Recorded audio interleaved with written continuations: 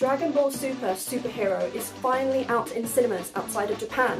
My name is Kiara, I'm a professional wrestler and lifelong Dragon Ball fan. In this video, I'm going to be giving my thoughts and criticisms of the new movie.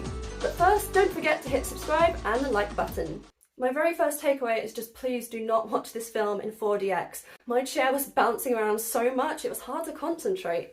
Pepsi spilled everywhere. What a disaster. You know what, if you're going to watch this, just don't bring a hot drink into the cinema. So being that this is a CGI film, the mouth flaps are far more detailed. This means when you're watching the dub, it's a little bit distracting at first, but I would say after 10 minutes, it's like there's a switch in your brain and you just get used to it. It stops being distracting. After seemingly being stuck in a perpetual childhood, Goten and Trunks are finally aged up. This means the English dub Funimation voice actor for Trunks is Eric Vale again, future Trunks. Pan's English voice actor, Gian Tirado, nailed it. There's a thing in anime where girls can sometimes sound really whiny, high-pitched, annoying, especially those slice of life anime where they're all in high school, but Pan managed to be super cute without being whiny and annoying. On to the next point. I have never loved the English voice actor for Beerus. He's got excellent delivery, don't get me wrong, but he just doesn't sound cat-like. The Japanese voice actor makes him sound more like a cat being. Gamma 1, Gamma 2, they both nailed it. It would have been very easy for these characters, when voicing them, to slip into a caricature.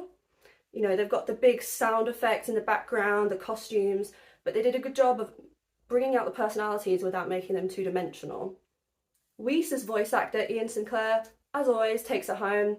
He is a bit of a legend.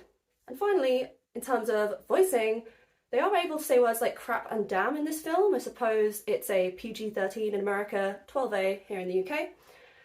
I feel like being able to say those words makes it more believable. It's the same as when I'm in the wrestling ring doing a promo on the microphone. When you're trying to trash talk someone, you can't swear, but you need to make it sound effective. And this film did a pretty good job at doing that.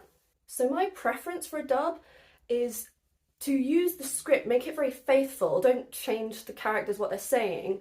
But I feel like if there are puns that you can add, you may as well add them. Like, the Japanese puns aren't going to translate anyway, so we may as well make our own.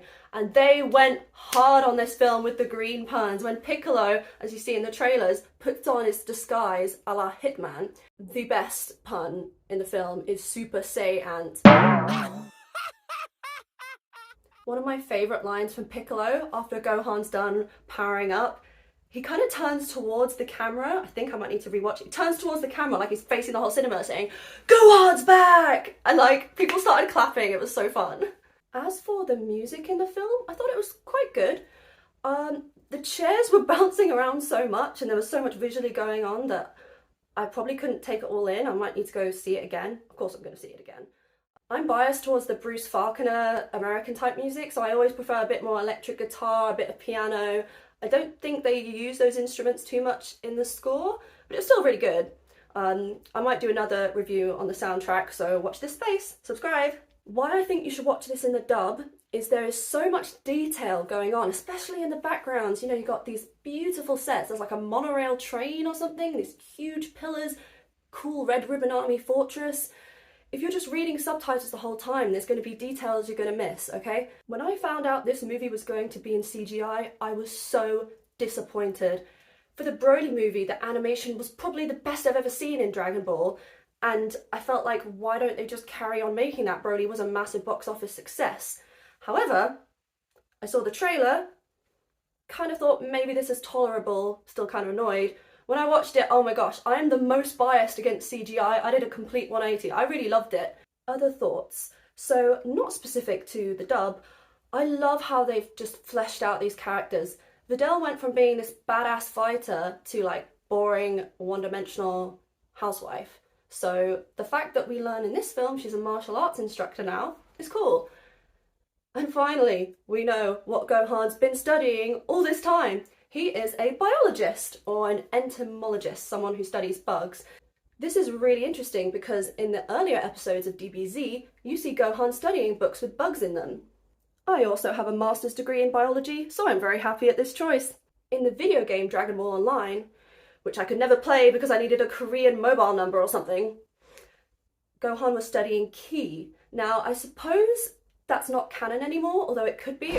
Now, in this film, Piccolo uses a technique that he has not used since Dragon Ball, if I believe, when he was facing Goku in a Tenkaichi Budokai. It's kind of cool they brought the technique back, but I always think there's a technique Goku uses in Dragon Ball where he shoots a Kamehameha out of his feet, the palms of his feet. And since then I've always wondered, like, why don't characters use this more? A hilarious throwback is Piccolo trying and miserably failing to pilot a ship. He mentions how he never did get his license. That's probably one of my favourite filler episodes. We are now entering the spoiler section of the video. If you want to skip past this part, you have the chance to now. Gohan's new transformation. I love the colour scheme. Just beautiful colours, really cool. So much better than the colour scheme of the Great Saiyaman. I always didn't like the red and green. His hair, obviously everyone's talking about his hair. I kind of liked it and I kind of didn't, but like other people, it's growing on me. Now when I see recoloured versions, like fan versions of how they wish the hair would look like, I actually don't like it as much. I kind of like the new hair now. Do you agree or disagree? Let me know in the comments. Piccolo and Gohan fans have been in a Sahara desert, a drought of fan service for decades, alright? I like that there's a new transformation. I always thought Mystic Gohan, Ultimate Gohan was kind of boring. People say it's fan servicey. We need a little bit of fan service, come on. The English dub didn't name drop Gohan's new transformation. Akira Toriyama says it's Beast Gohan, or sorry, Son Gohan Beast. They did, however, say Piccolo's transformation, which I kind of think everyone hates the name, Orange Piccolo. A better name maybe would have been Albino Namekian, but I digress. Something cool about the plot, so we all kind of knew that Pan was going to get kidnapped from the trailers. When I look back at the trailers now, you actually see Piccolo holding up Pan and like putting his hand underneath her, so I didn't catch that. Be interested to know if you actually caught that when you were watching the trailer, let me know. A lot of people left during the credits. Don't do that. There's an end credit scene. Dr. Hedo is kind of a mixed bag. He's kind of good, kind of bad. He doesn't like when they kidnap Pan and use her as bait, but he also blew up the prison when he was leaving. I always think the battle between good and evil is classic. This is why I like pro wrestling. You got the face, you got the heel. I prefer being a heel. So now my questions and criticisms. So in episode 43 of Dragon Ball Super, we see Pan flying around as a baby. Now, maybe as she grew up, she forgot this skill, but that big moment at the end of the movie where she learns to fly, it's kind of watered down by the fact we've already seen her fly. Another thing, when Cell Max was being defeated, he ballooned up just like in Z.